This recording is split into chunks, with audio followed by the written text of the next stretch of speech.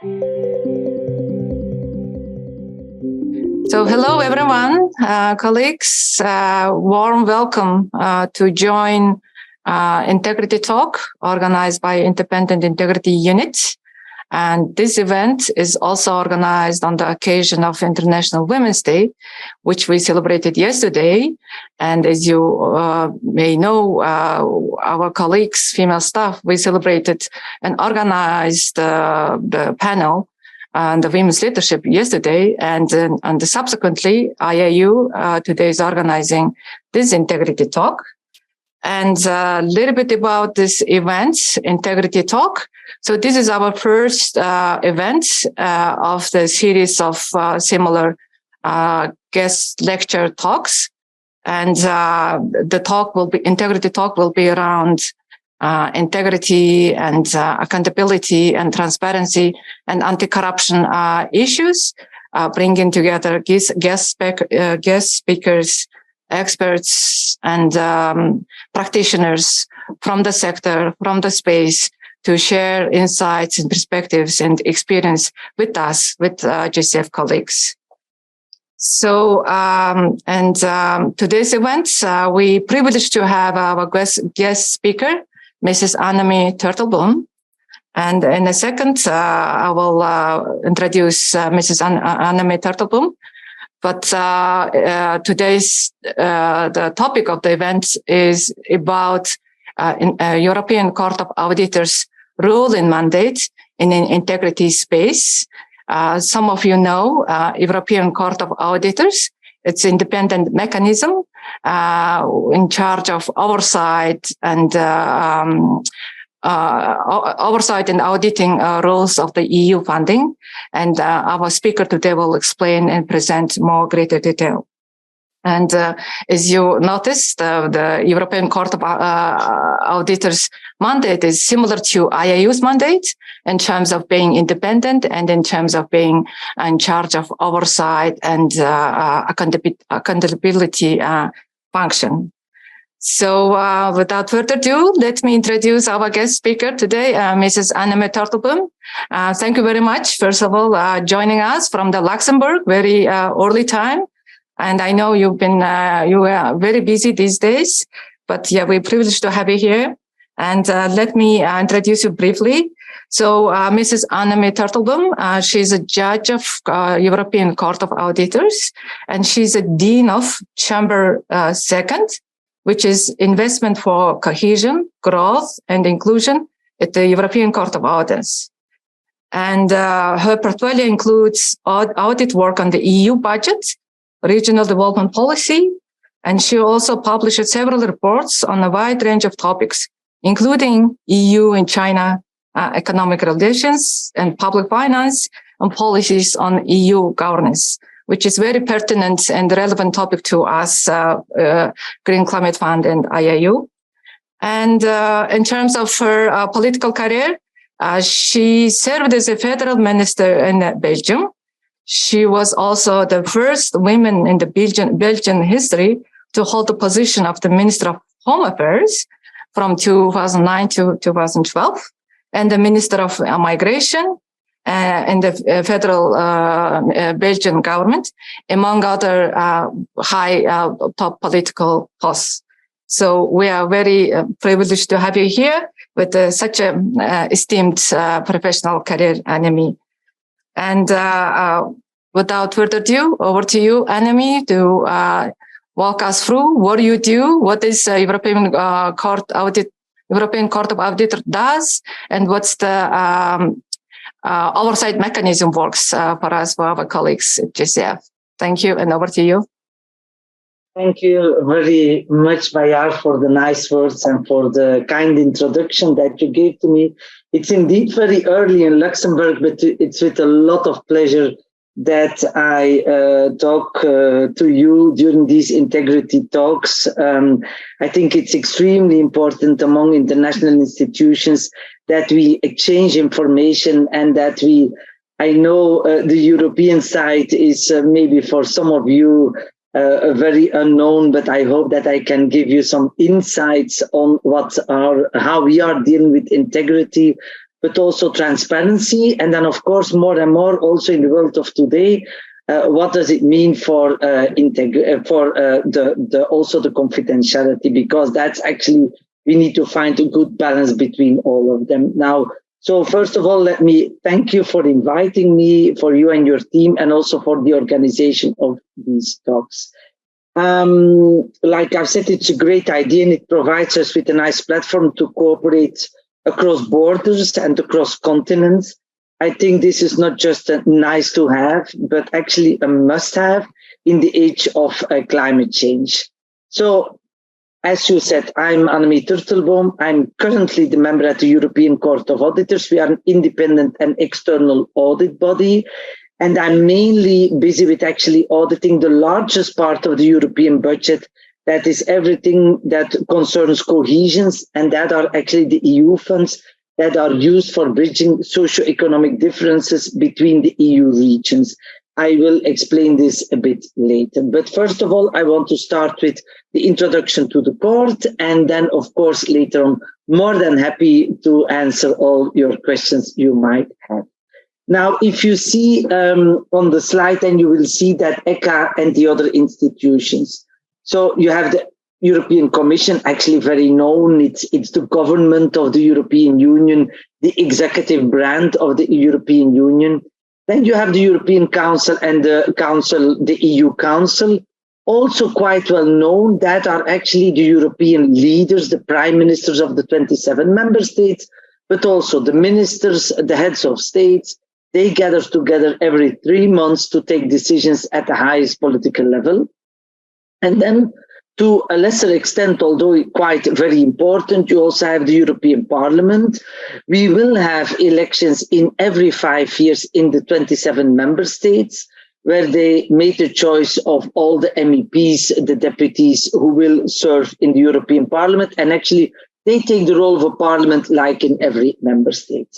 So, but they are not there only to represent their national delegations, but also or their constituencies. But of course, they are organized in like the Social Democrats, the Liberals with the Liberals, the Conservatives with the Conservatives. So there are then actually out of these 27 people, 27 member states, people who are elected over there, they make like political formations at European level. Then you have, of course, the European Court of Justice, it's European Supreme Court. We don't call them constitutional because there is no European constitution, but we have an EU treaty, and that is actually the bedrock of the European Union. So now, when there is a disagreement or legal conflict, then actually the European Court of Justice, they make, based on the responsibilities in the treaties, they actually take a decision. We are the seventh European institution, the European Court of Auditors. We are the smaller of these four institutions, but what are we doing? We are the independent external audit body established in 1975, and we are actually an audit board. We don't have judicial functions, we don't have judicial power, but we have all the power to control all the annual expenditure and the annual revenue of the EU, and also the Commission's management, how they treat the EU budget. Do they follow all the rules? Do they follow the legislation? Is also the money well spent? Because not only about like following rules and regulations, but also on the money well spent. Once we publish the report, we all the time have recommendations, and we present these recommendations to the European Parliament, to the European Council, and then actually most of our recommendations were taken into account. And then finally, you also have the European Central Bank.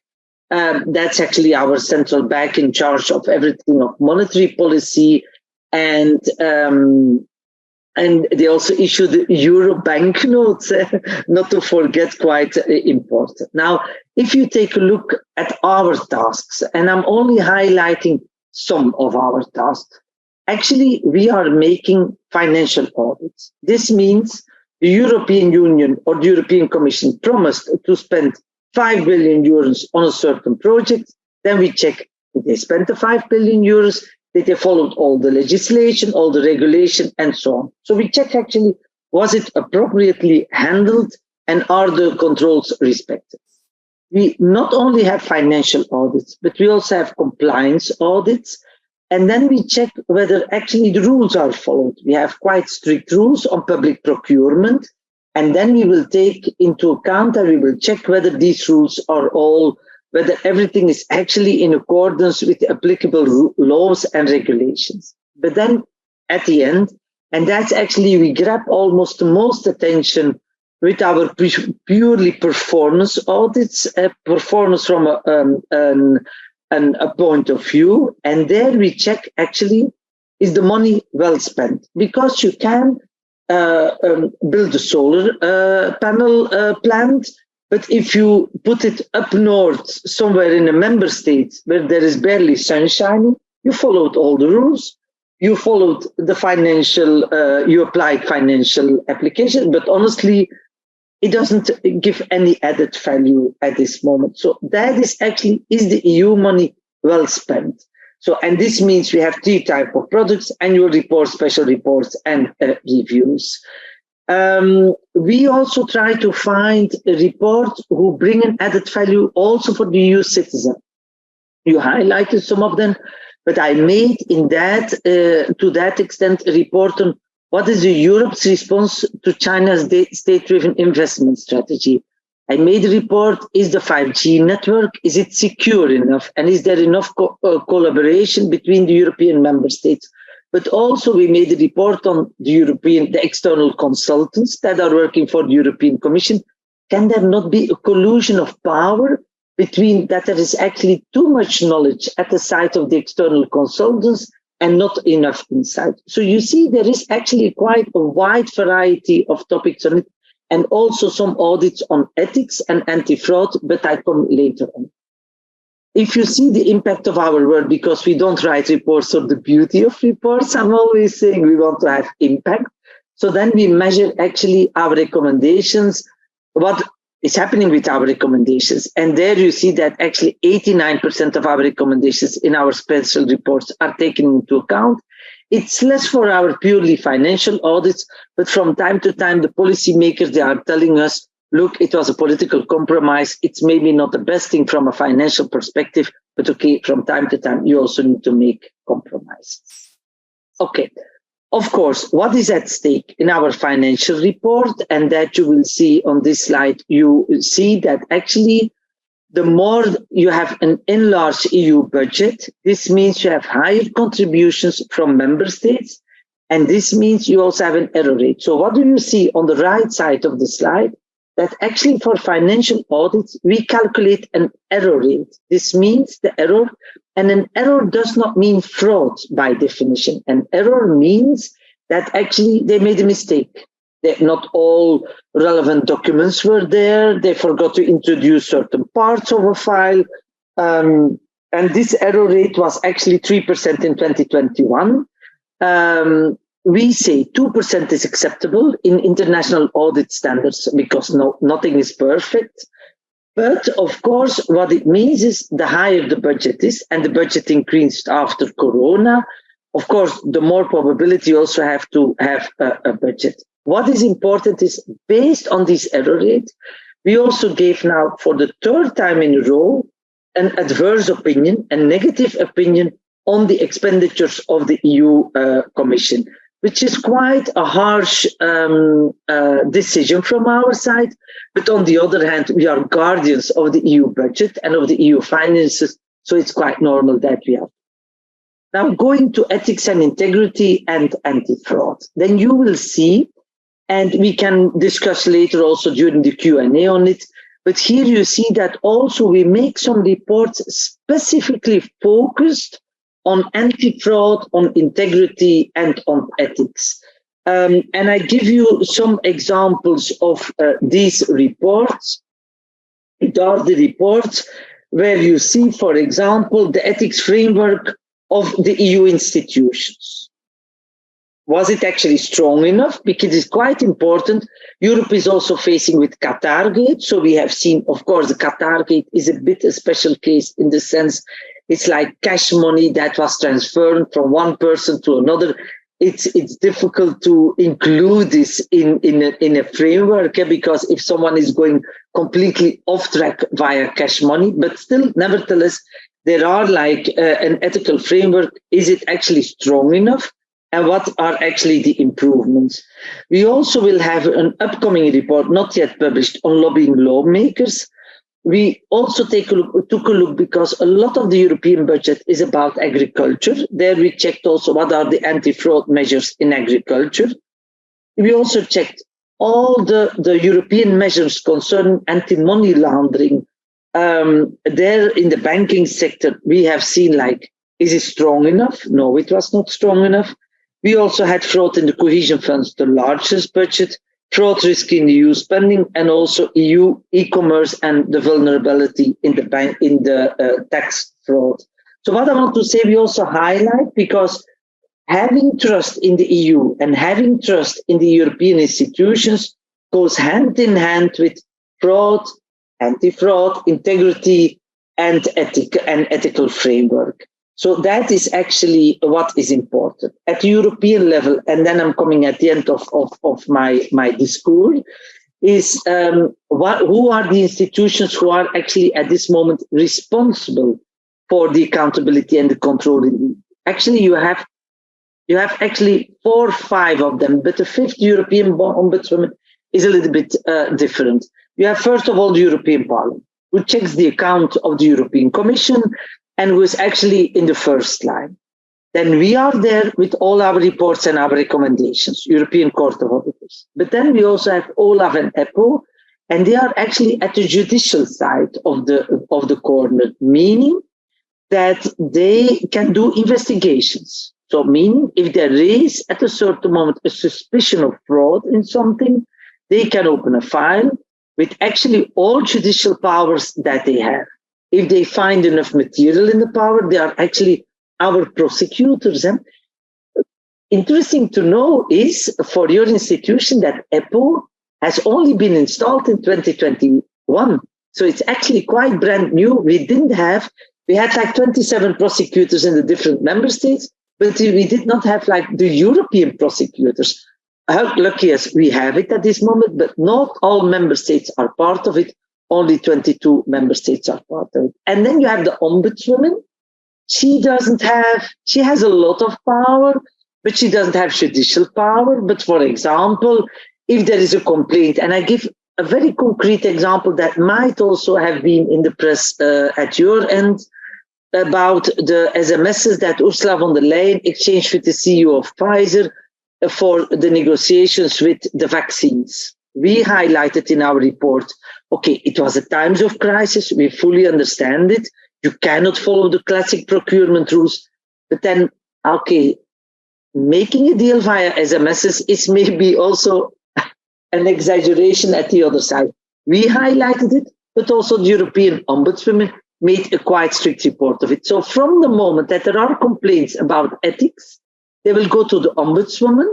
We have an influence via our reports, but the first point of entry is actually the Ombudswoman. So this is, in a nutshell, this was actually the court. This is our work, but also mainly from the focus on what is our role in integrity, ethics, and anti-fraud. And of course, now I'm very much looking forward to hearing all your questions, and hopefully I can answer them as well. So thank you very much for giving me the floor. Thank you very much, Annemie, for presenting such a comprehensive overview of overall EU's landscape and the court's mandate and function, and some of the reports that you've done and also upcoming. It's indeed, it's very interesting for us to look at, even like me, non-European, to see this almost like a complicated structure, and and then this accountability mechanism to make sure that all the function and the funding goes as it's originally planned. That is very important indeed. The task and function that's part of the court. So I do have a few questions related to the presentation and information you just shared with us. And then colleagues that you joined with us today, I will open up for questions and answer session right after my question. So you can answer a question in the chat, or you can join live and ask question in the Zoom. So you mentioned that the court's main activity, main function is to produce reports on specific teams and specific issues that is pertinent to EU's funding or activities. So how you make sure that the recommendation or the issue, the findings that is raised in the reports has been addressed effectively or fully? You mentioned that there is actually 78%. So we would be very keen to learn the effective approach to comply all your findings in the recommendation or the relevant parties, which is very relevant to our work. Yeah. Over to you. Well, yes. Well, thank you very much for this question. It is indeed, I gave you the slide to show that we are measuring it. So what we do every 3 years, so when we have a recommendation, we put also a deadline on the recommendation, meaning this recommendation need to be fully implemented, for example, in December 2024. That after that deadline, we check, we ask the Commission, okay, this was our recommendation, what have you done? And then we ask their regulation, their new initiatives, their action plans, whatever it is. And then we check and we mirror it with our recommendation. And then actually we count, we calculate.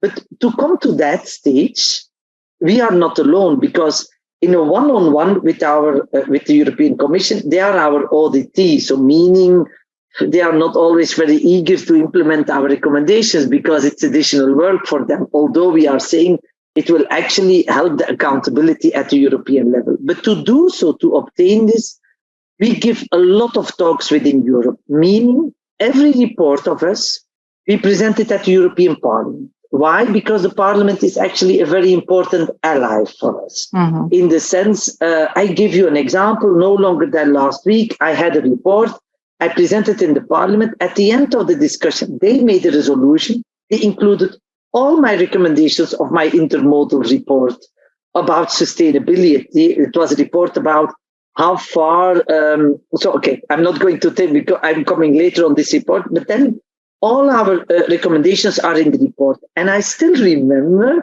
that actually when we presented the report the first time in the Parliament, the Commission was saying, but it's too complicated to implement. This recommendation is difficult. This implementation will take too many resources. It will not give an added value and so on. And then all of a sudden, now when I had a discussion in the Parliament and there was a resolution, then the Commission said, actually good recommendation. It's very good. It will help us and so on. But we need to for me as a member at European Court of Auditors, I take I think approximately maybe 1/3 of my time to explain our reports to stakeholders, think tanks. Also think tanks are important because often they do they give not consultancy advice, but they make reports asked by the Commission or by the Parliament. So it's important that actually everything around the Brussels bubble, how we call it, what is the European bubble, that they actually, most of them know it. And that's the reason why I take a lot of time to explain it, because I'm always saying I write reports, but I want to have an impact. And I understand fully, I'm not a policy maker. I was in the past, I'm no longer. So I respect the role of the policymakers, but okay, if you also always write recommendations and not one of the recommendations would be implemented, then okay, then Houston, we have a problem, and then we write bad recommendations. Yeah. Well, I hope this was an answer to your question. Yeah, it does. It answers the question. And as we speaking the report, I would like to ask a specific report. One of the recent report that you have produced, the court had produced in the climate finance space. So I saw from your website you have produced 2 reports. So one, the very recent one was the climate financing. I mean the climate spending. the EU budget from 2014 to 2020, and apparently your finding was it's not enough. The budget and spending is not enough as it's supposed to. So can you please a little bit elaborate on the findings and how you go about in terms of the implementing your findings and recommendations in coming forward? Over to you. Indeed, we made an analysis actually because a lot of the budget of Europe is going to agriculture. But the Commission also sees that actually agriculture, it is still important, certainly with the war in Ukraine, that we also want to be be able to take care of our own food. But more and more budget for legitimate reasons is labeled as climate spending, because it's one of the priorities of Europe. It's like the Green Deal is super important. So then we took an analysis and we checked all the budget that was labeled as climate budget between 2014 and 2020.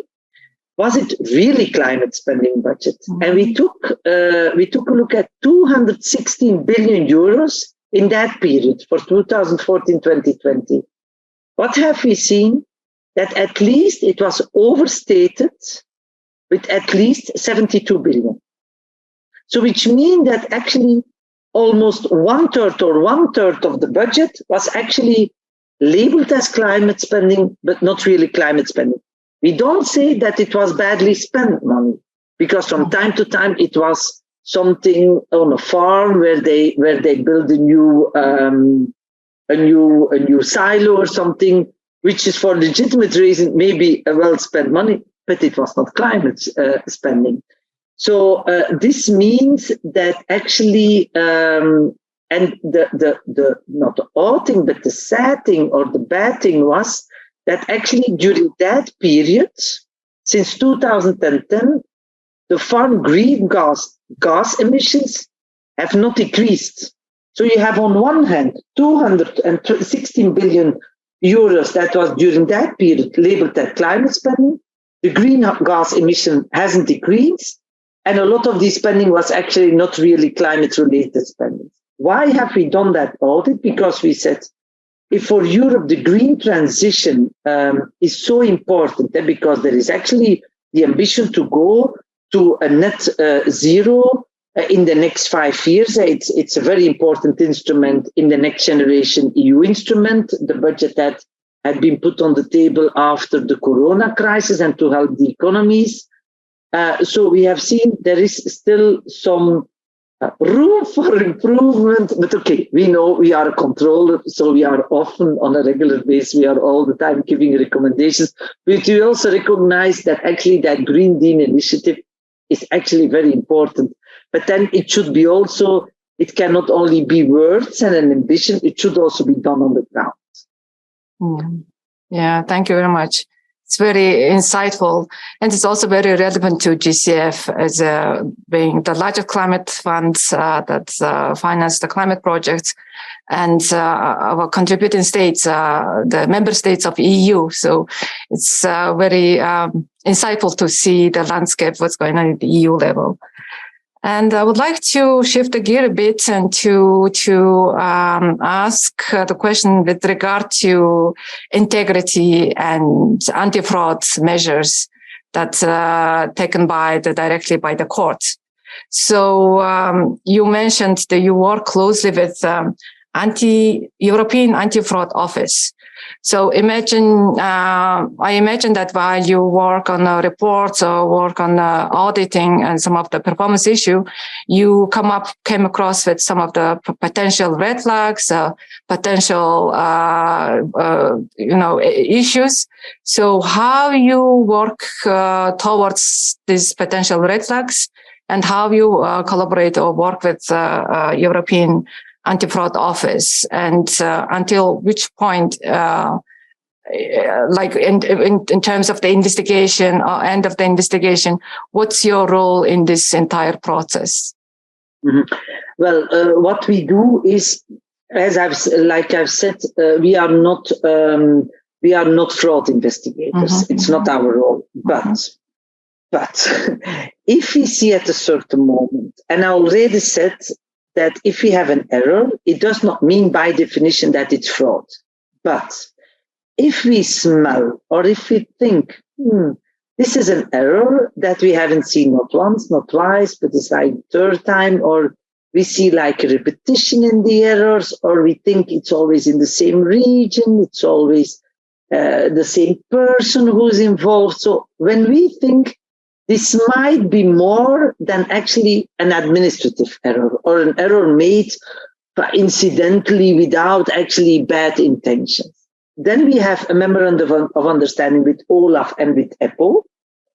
And if we are in that situation, then we actually hand over our file to them and we send it. And we say, look, we think that it might be worth to take into a look of this, to take into a look and to check whether there is nothing more.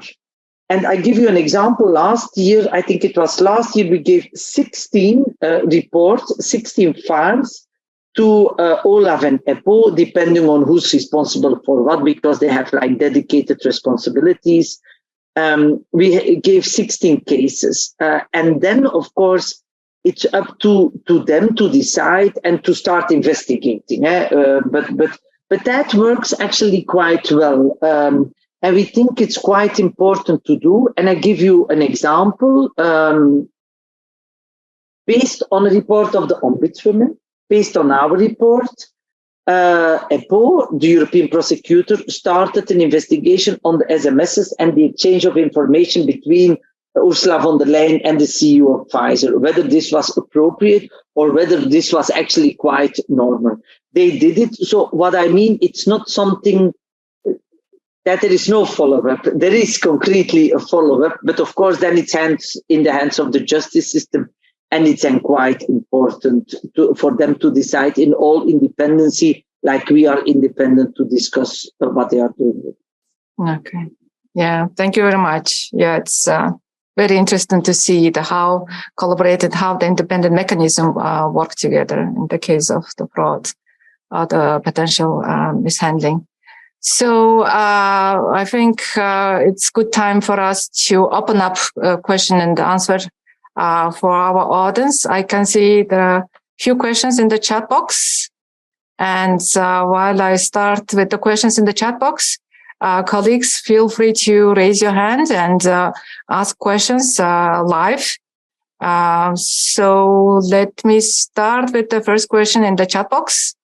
Annemie, also, can you see the questions in the chat box as well? Okay, good. Absolutely. So perhaps without reading it, should we start answering the first question from our anonymous attendee? It's about effectiveness of investment and integrity functions. Yeah. It's not, how shall I say, is it the same body? Not actually, not really, because we are, as European Court of Auditors, we are at the audit side. We check the financial accounts and we check whether there is whether the European money has been well spent.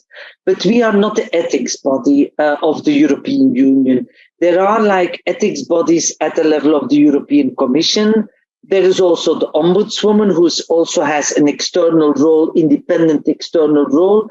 But it's not the case that we are actually at this moment the ethics body. That is not our role. What we do is, if there is an ethical framework, we make audits on it. But that is something else. We are not, for example, but I will give you maybe a concrete example of my own institution. We have an ethical framework. It are quite concrete guidelines internally at the Court of Auditors, which means that if I give a speech and it is not related to my work, I need to ask permission to the ethics body inside the European Court of Auditors. And then they give me permission or not. They check whether it's not, whether it's appropriate, whether it's in line with my job, whether it cannot harm the reputation of the European Court of Auditors. That's our internal ethics body, and that every institution have that external that ethics body. But what we do audits to check that ethics body of the European Council or of the Council of the European Union, of the Commission, is that strong enough? Does that cover all aspects of ethics? And then and for example, we made at a certain moment a report on the ethical framework within the council. So, but it's not that we are not the ethics body, because that would also not be very much in line. Voila. Yeah, thank you. I hope the question is answered. And in terms of the last point, is there any tension between the two mandates? You think it's been covered? No, honestly, not. Of course, they don't like it. Once again, if we make an audit on their ethical framework, they don't like it, but that's a bit part of our life. We are controlling people, so all the time when we make reports, it's not always that the person we are auditing is very happy with our reports, but okay, it's in our mandate, it's our role, it's our task to do. So no, there is no tension between the two mandates, in the sense that we audit ethical frameworks. It's actually quite clear on what the role is of one and another. Yeah, you're very lucky then, having clear mandates and no tension. So let's move on to the second question in the chat box. The question from Stefan. So let me read out the question. Lobbyism towards the parliamentarians is a common and serious problem across the global democracies. You mentioned the scandal and upcoming recommendations. What would you say, where to look for currently best practice in this regard? Well, honestly, I have to say that there are quite already a lot of frameworks at the European level. If I compare it with many member states, I know in Europe, actually Europe is more transparent in their you find all information on internet. It's also normal because we have 27 member states, otherwise it would not be possible to actually to deal with it. But having said that, it doesn't mean that you are completely at the same side, at the safe side of what is happening. So what I want to say is now, of course, the European Parliament will again update their ethical framework and their transparency and lobbying register. We started making an audit on it. They already updated it 2 years ago, and it was in our planning to update it. But what I want to say is that actually there is already a lot of transparency, but I'm going to tell you about what happened in the Qatar gate. I think, unfortunately, it is something that you will never be able to avoid, in the sense, if it's about like cash money that is given from one to another, then you need investigators. You will never catch that with a transparency register or with a declaration of all your activities, because that person will not declare this type of meetings. Of course not, because otherwise you invite almost the investigators to this meeting. So the only thing you can do to avoid this is actually to be sure that you have a very good justice system and that you have whistleblowers. We have quite strong regulations on whistleblowers, that you have that, and that but nevertheless, I have to say that if I compare what you are obliged to declare as a member of the European Parliament, a member of the European Court of Auditors, a member of the European Commission, is always is already very hard. And I give you once again an example. We are all have the status of politically exposed persons. Mm-hmm. Even if I'm no longer in politics, I'm politically exposed person. And it's related to one of the other questions in the chat as well, mm-hmm. which means that I extremely scrutinized also in my private life on my bank accounts, which means from the moment that there is a transaction on my bank account that could be suspicious, it's the obligation of my bank to control it immediately. So and that is the case for members of European Parliament, for Commission, for judges, for members at the European Court of Auditors, which means it's not only me who has a responsibility to declare my activities, but it's also if something is happening and I haven't declared it and it is suspicious, it's only like that. And then on top of that, it's not only me who is a PEP, but it's also my husband, it's also my children. Because of course, if you want to be bribed, you can say transfer the money to the bank account of one of your close family members. So the scrutinization has quite a broad, it's quite broadly, and I dare to say that Europe has, should I dare to say that we have a leading role? I think we are quite far advanced on that. Yeah. Yeah. And I would like to indulge to ask the following follow-up question before some of the questions in the chat. You mentioned the conflict of interest in ethical regulation, internal the regulations. So what do you see some of the challenges in terms of the conflict of interest regulation internally within the EU institutes and also some of the ethical regulations? Do you see the trends that there needs to be more regulation, internal code of conduct, or more enforcement, or the current status quo would be suffice or enough to prevent potential?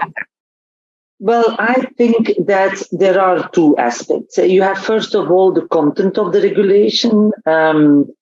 And I think there is still room for improvement. You will always, if you go through regulations, you will always find room for improvement, certainly on the ethics side. And I give a concrete example. In the European Parliament, there was an obligation to declare for MEPs when you see lobbyists, and there is also a question in the chat on it. You have to declare it in a register. So, which makes very clear person X is responsible for agriculture in the parliament, and apparently he has seen like 5 lobbyists for agriculture issues over the last month. So it's crystal clear for the press, for the public opinion, for citizens to know what is the behavior of that person. But it was not the case for third countries outside Europe. Though we have seen that the Qatar gate, of course, Qatar is in the world, that it came from countries outside Europe. So that is something, a lack in the system that was apparently a lack in the system that should be fixed. Mm-hmm. It's up to the European Parliament. It's not up to me to say that. But I can imagine that maybe they think about that. So you will have all the time aspects that need to be fine-tuned, let me call it like that. But the second part is you can have a fantastic, splendid regulation. If it's not implemented, you are nowhere. Mm-hmm. You are nowhere. Mm-hmm. And so I think that maybe we should focus as much on the implementation of regulation than in Dutch we have a saying where we say paper has a lot of patience. You can write whatever you want, but it's the implementation. It's really, do you interpret it well? Are the people well enough aware of the content of the regulation? And that is something we saw in one of our reports, mm-hmm. that actually there are not enough people are actually aware of the context of the content of the ethical guidelines. That's also the reason why we give on a more than regular basis inside the court that there is also an obligation to a certain extent to follow these ethical trainings, to be sure that you know, because from time to time, everyone has blind spots. Unfortunately, we are not perfect.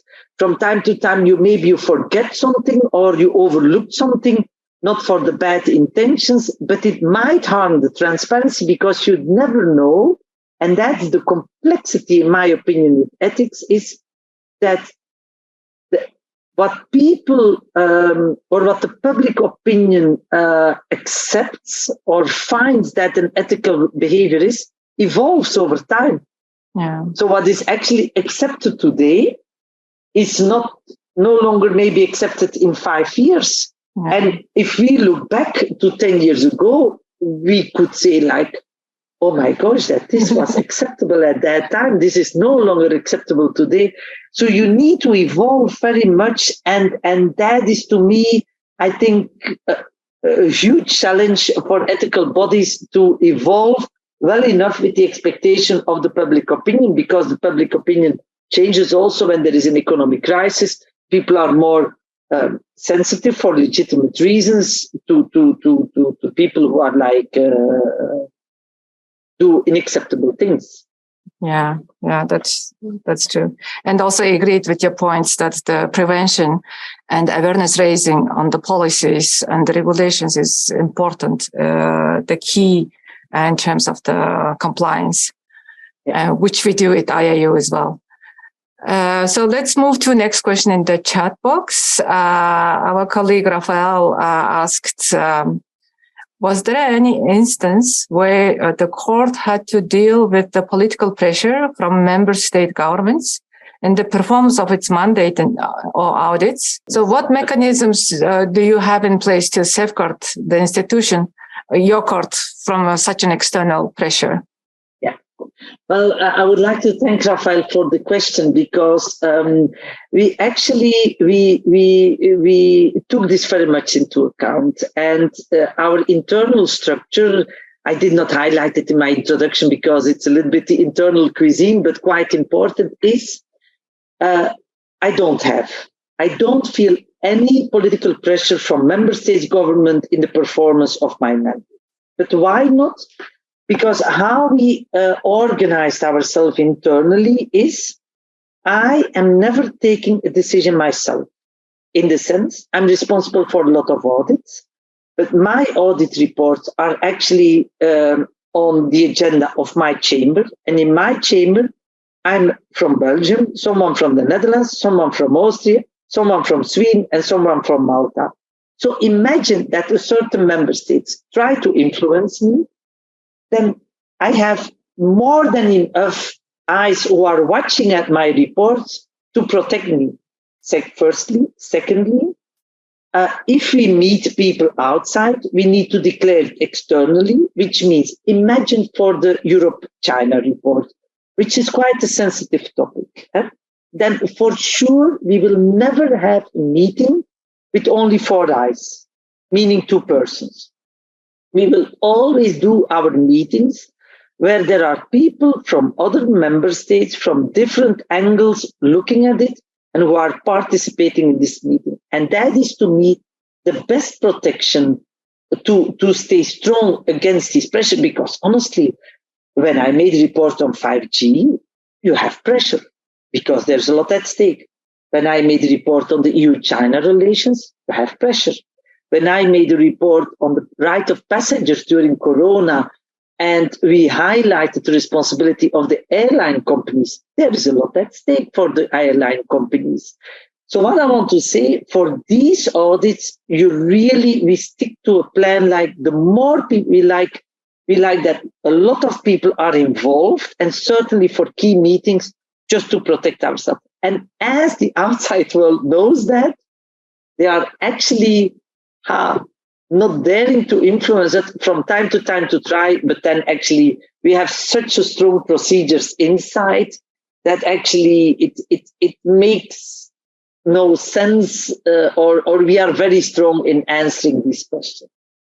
Yeah, that's perhaps the institutional maturity and experience and framework brings that affords to be such a receptive approach from the member states, I think. So let's move to, we've got 2 more questions in the chat box. Mm-hmm. So 3 more. So the next question with regard to how does court contend with the situations where the commission challenges the basis of the recommendation or is outright in opposition to what is recommended? Do such situations ever arise?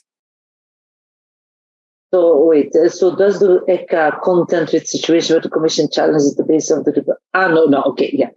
Well, that's actually also, we follow, of course, the international audit standards, which means if a report has been published, it always means that we had an adversarial procedure with the Commission. Mm-hmm. So it is actually not possible that the Commission says afterwards, your recommendation is based on nothing, because we had an adversarial. Imagine that we write something and it is based on nothing. Well, the Commission comes with the files, then they say during the adversarial review, it was very interesting what you have written, but honestly, it's not based on nothing. And if we don't have strong counter arguments, we need to drop it, because that's the aim of the adversarial procedure. So all our reports that has been published went through a procedure with the Commission, a quite extensive one, where they actually try to bring arguments on the table when they are not agreed. Voilà. So that's actually quite important for us, and that's actually enshrined and embedded in the international audit standards. Mm-hmm. And we also have an internal quality control system that also is there to take out the mistakes, because so we have quite a lot of layers to be sure that the quality of our report, of what we are writing, is actually makes sense and is right. Mm-hmm. Okay. And that is honestly, just to add the last question, that's key for us, because if there is no trust in our institution, there is no trust in our reports. So for us, it's actually extremely important that what we write on paper is actually right, correct. Yeah. And on that, I'm just curious, when you draft in the report, do you share the draft to European Commission to get their inputs or management response? And you have to incorporate that? Yes, so we share the drafts of our reports with the European Commission. Based on that, they can give arguments by saying, look, there you wrote something, but it's actually not completely correct, or you should, or we have this additional information, maybe you haven't taken a look at it. Now, often we say, look, often it's a Commission who tries to put their policy in how shall I say, in a better perspective. And then, of course, we don't accept it. But if they have really arguments to say this is not right, then, of course, we change it, the report. So we share that in advance. And also, after when our report is then published, we also publish together with our report their replies. So that they also have, for the external reader, they can see this is what the European Court of Auditors is saying. This is the explanation of the European Commission on it, so that actually all our audience has the full perspective. Okay, yeah. Thank you for that. Okay, so we've got 2 more questions in chat box, and then we will wrap up. So the next question from Albert, the head AI of the IIU. So thank you very much for this very informative discussion, Annemie. Could you please elaborate on the challenges faced by the European Court of Auditors, especially as it pertains to its dependence on the cooperation from member states? Well, how shall I say? We are mainly here to audit what is happening on the European level. Of course, from time to time, we also have member states in our audit scopes. That is quite important. So what are the challenges at this moment is that actually in the European budget, 60 to 80%, depending on how you calculate, of the European budget, what is actually, and that is a very small budget, is actually shared management, which means that it's European money together with member states' money. So what we do have to work very well together, and also in the future, because we will need to do it more, is we have a Eurosci committee, and that is actually the committee where the European Court of Auditors is part of it, with also the supreme audit institutions of the different member states, and there are also non-member states in it, but leave that aside.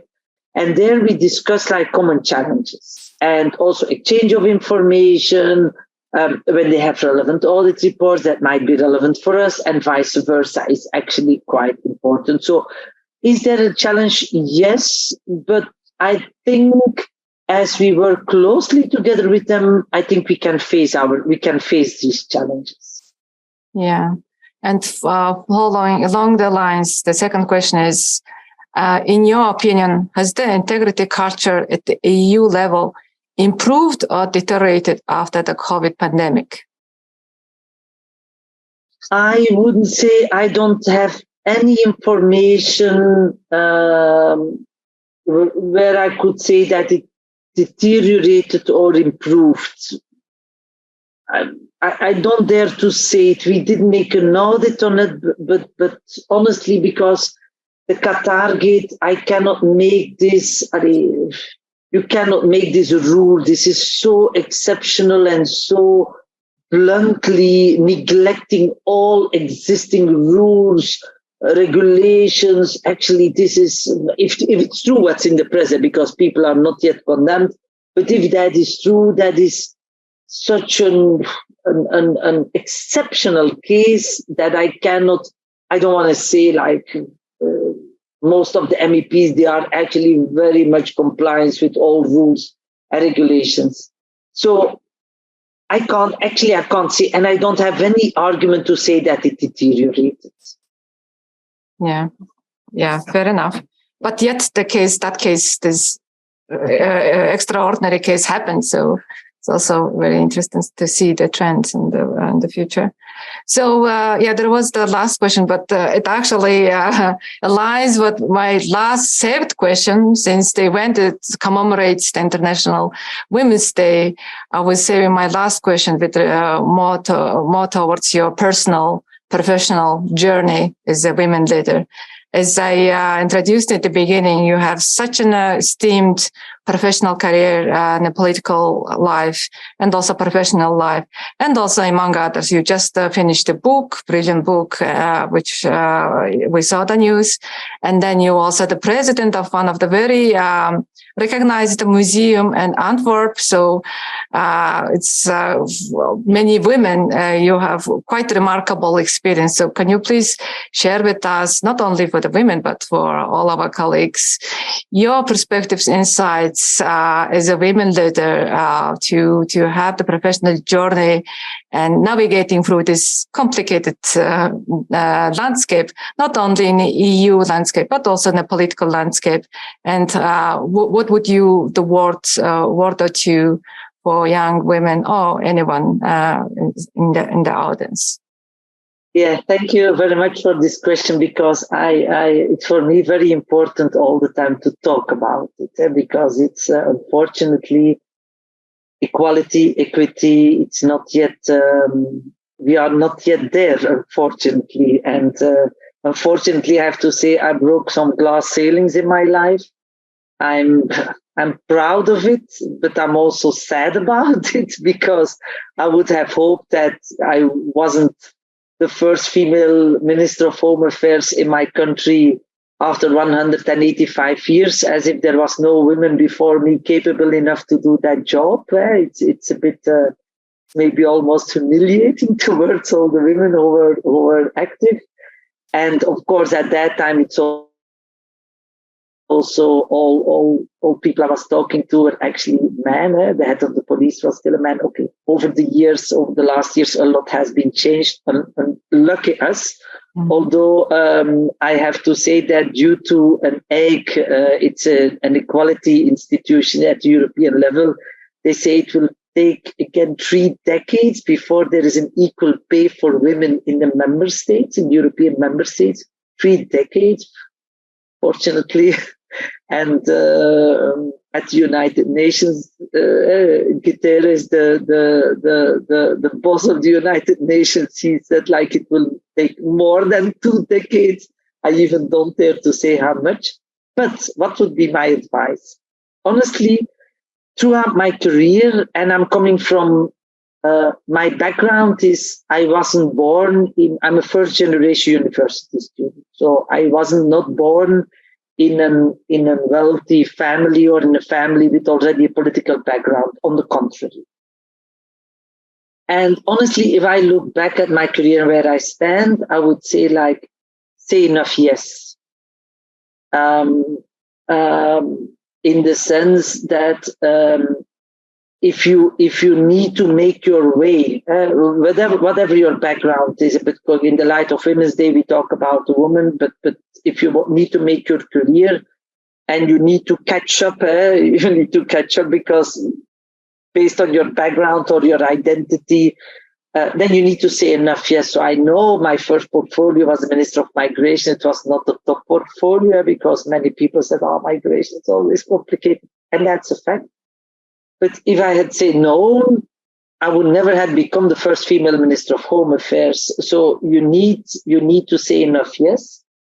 What would I also say? You need to dare enough. You need to, at a certain moment, you need to a certain extent, and I don't like it, but you need to have to a certain extent enough guts to try to do something, although you're hesitating. Because I know when they asked me to become the Belgian member at the European Court of Auditors, I was at the Decathlon buying a kettlebell, and they were calling me and said, are you interested? And I said, yeah, this is a job I really want to do yet, and it's European level. So I said, like, yes, but can I now pay first of all my kettlebell, and then I will call you back? But I said immediately less. I haven't said like, oh, I'm in a complicated situation here. I need to think about it. I need to reflect on it. When there are possibilities, I'm a strong believer of the fact that if a train crosses your path, you need to step on it. Of course, you need to think, and you need to say, you don't need to say when we talk about sexual abuse and Me Too and so on, then you need to say clearly no. That is to me, no misunderstanding on that side. But you need to, I'm always in favor of being open-minded and saying yes to something instead of saying no to something. Unless it's something that is in your personal, in your ethical code, in your personal integrity, that is also, of course, then it goes without saying that you need to follow your own mind, and that is extremely important. That I really took a look at that extremely well over my career, because otherwise that might also harm your reputation and the strength of your reputation. But that's actually also there to be unapologetically ambitious. I'm not ashamed to say that to a certain extent I am ambitious, because I can also not aiming for certain positions, and I'm not ambitious to be ambitious, but if I want to aim for a certain responsibility, it is like that. And then also what I'm often saying in the European context to people is, you also need to be able, it comes with a price. And you need to make up your mind for yourself whether you want to pay that price. Like in Europe, all statistics are saying that women are taking more responsibilities in the household than men. All statistics, all over all the member states, whatever we say, whatever measures we try to take, women is unfortunately today still at the centerpiece of a family life, organizing everything. Even for me, that. So you need to find a way to organize yourself, which means that when I became a minister, I think my youngest daughter was 6 years old. All the time, you need to invest a lot in like a family environment and a babysit environment, whatever it is, to be able that you can make it happen.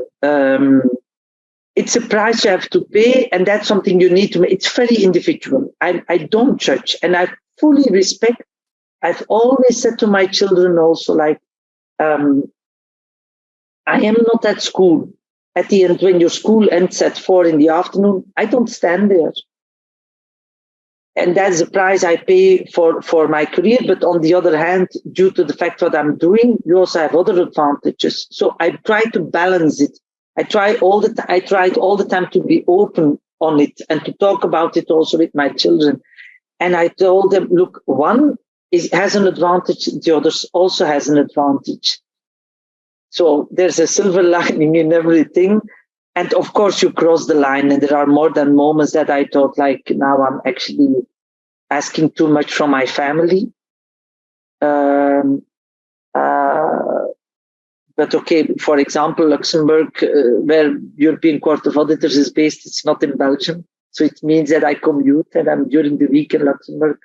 In the weekends, I'm often back in Belgium. Okay, that's a price. And that's very individual to make up your mind. But overall, I would say, tend to say yes instead of saying no.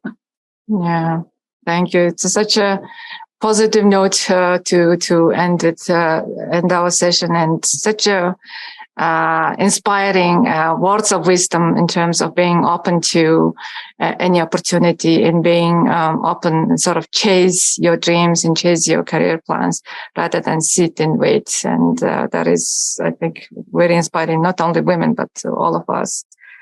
And the last chance for you to, if you have any concluding remarks or some of the points or questions that you haven't addressed yet, so it will be your opportunity. No, actually, but I haven't answered the last question. What does she wish? Someone could have told her. I think what would have helped me a lot throughout my career was having a mentor.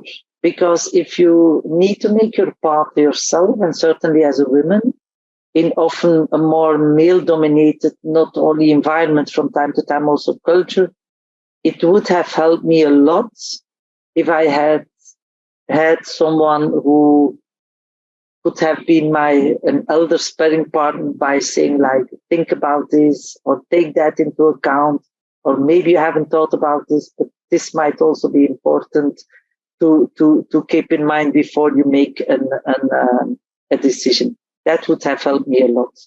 And for the rest, I would like to thank you all and to say, if you have any other questions, you can find my coordinates. Bayar has them, but you can also find them on the website of the European Court of Auditors. So you're more than welcome to reach out to me, and I will try to, not to help you, but to give you an answer, hopefully, or to help you also.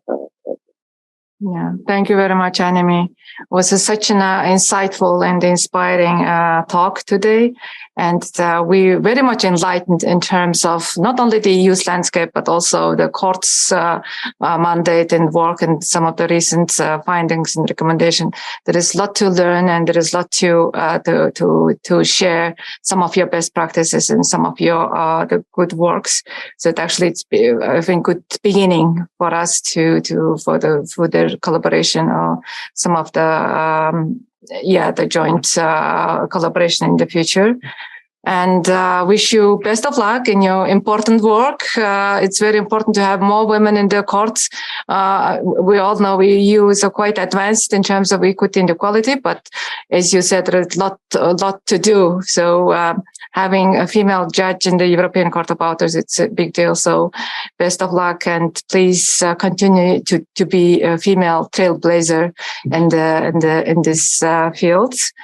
And thanks again for joining with us. And colleagues, also thank you for joining with us today's IIU Integrity Talk.